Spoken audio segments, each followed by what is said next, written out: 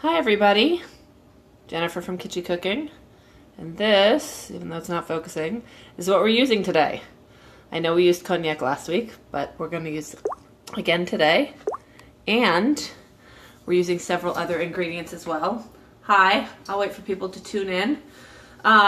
If you've never been here before, you'll just listen and watch as I demo how to make today's cocktail, which is the Sunday morning cocktail number 2. The number 1 was way too complicated. So I'm going to be making the number 2 today because Super Bowl is, as I'm sure all you know, on Sunday, and there's nothing better. The football game may start at 3, but all the broadcasting and all the pre-show starts at like 8 a.m. So a Sunday morning cocktail I thought sounded perfect for the event. And hi Gary, welcome. So if you've never been here before, just tap the screen for hearts. If you have any questions, feel free to type them in and I will try to answer them to the best of my ability. So let's get started. As I said, today's cocktail is the Sunday morning cocktail 2. And we are going to start with the cognac, as I mentioned. You're going to use 1.5 jiggers of this. Now, you'll probably see a lot of cocktail recipes that call for a jigger or call for a pony. And everybody uses ounces these days, so it's like, what's a jigger? What's a pony? A jigger is actually 1.5 ounces of liquor or liquid. If you're using water or soda or whatever else, it's 1.5 ounces. That is a jigger. A pony is also 1.5 ounces, but these days a lot of people call it a pony shot. And so most shot glasses, unless you're a serious drinker, most shot glasses are only an ounce. So a pony is an ounce. A jigger is 1.5 ounces. This calls for 1.5 jiggers, which would be 2.25 ounces of the cognac. So that's what I am using here.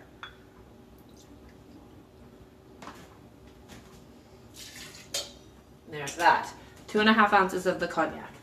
Then, as I said, the port wine. Port wine is 1/2 jigger. I can get it open. There it is. So that would be 3/4 ounce of port. I love port. It is great in cocktails. It is also great all by itself after dinner with some chocolate. Anybody else out there port fans? I love it. Then, because it is a Sunday morning cocktail, and if you've been partying hard like most of us have on Saturday night, it calls for coffee, which is why it makes it a cocktail. So now this calls for 2/3 of a pony. So as I said, a pony is usually an ounce, so that's 2/3 of an ounce of coffee. Now you can do whatever you want with the coffee. It can be decaf, it can be non-decaf. I'm gonna go with calf. Let's pour that in there. And of course, what Sunday morning wouldn't be complete without an egg? Yes, this is a raw egg that is going to go into this cocktail. Now, a lot of cocktails, especially retro cocktails like I do, usually call just for the egg white. This one is the whole egg. Now, a lot of you may be concerned about salmonella and getting sick with the egg, but I'm here to tell you the odds of you getting salmonella from a raw egg are pretty slim, like less than 2%. So, which is why they were so often used. Also, it creates a very nice froth that looks gorgeous in a cocktail. So we're gonna put this whole thing in here. Crack the egg. Try not to get any shells in the cocktail, but the benefit is you're gonna be shaking it up and straining it into a glass, so you don't have to worry. You probably shouldn't have to worry. And finally, you get a 1/2 teaspoon of sugar because, in my opinion, all cocktails should be sweet. So we're gonna take that. We're gonna add some ice in here. Now, I always put the ice, a lot of people will put the ice in first. That's a huge mistake. You want to add the ice last to the cocktail shaker because if you're putting all the liquid over the ice, it's having a chance to dilute, so it's going to water down your drink. Is there anybody out there that likes watered down drinks? I know I don't. So, ice always goes last. Now we're going to give this a really good shake. While I shake, I realized I forgot the most important thing, the glass to put it in. So I'm going to shake it while I go get a glass.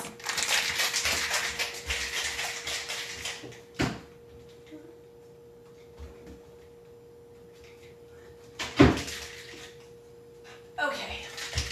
I got my glass. Sorry. Live TV, gotta love it. Okay, shake, shake, shake, shake, shake. You want to break that yolk. You want to get it all frothy. The white's gonna turn nice and frothy. And then you're gonna pour this baby into this lovely cocktail glass right here. Oh my God, does that look amazing? Look at that. Woo, almost to the top. And there is your Sunday morning cocktail. You don't even have to go to a coffee store to get it. Kind of looks like a latte, doesn't it? Who wants to try it? I know I do. Okay. Oh my God, that's good. So, this is perfect. You're gonna have beer, you're gonna have more beer if there are women there, and you're really nice, you may have a cider or two tucked away in your ice chest somewhere for the girls. But why not serve coffee with your alcohol for this Sunday's Super Bowl? Trust me, people will be thrilled, they will love it, and you saw, this isn't too hard to make. So go out, buy your beer, buy your cider, grab a bottle of port, grab a bottle of cognac. Everyone has coffee, and you're all good to go. Cheers! The Sunday morning cocktail number 2. I will be back next week, and since it will be the week or a few days before Valentine's Day, I will of course be doing a sweet, lovely Valentine's Day cocktail, bright red, just for all you lovebirds out there. Thanks for tuning in. If you want to get the detailed recipe as well as the history of the cocktail, which comes from Charles H. Baker, you can go to my blog at kitschycooking.com. It will be live there on Friday. Otherwise, I will see you all next week. Thanks for tuning in. Bye.